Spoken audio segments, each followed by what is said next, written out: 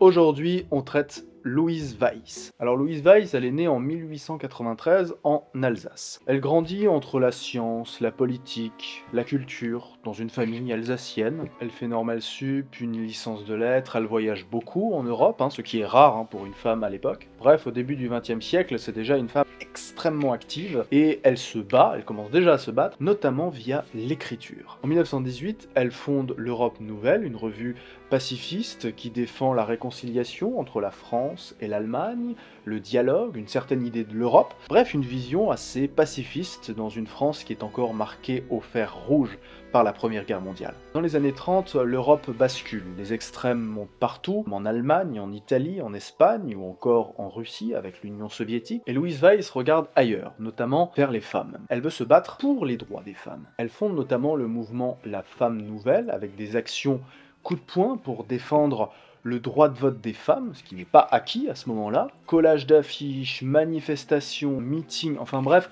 elle va essayer de faire son maximum pour mettre en avant cette problématique des droits des femmes dans les années 30, en France. Elle va d'ailleurs se présenter symboliquement aux élections législatives de 1936. Enfin bref, elle dérange, elle insiste, elle lâche rien. D'ailleurs, petite anecdote, en 1936, lorsque Léon Blum fonde son gouvernement, il aurait proposé à Louise Weiss un poste ministériel.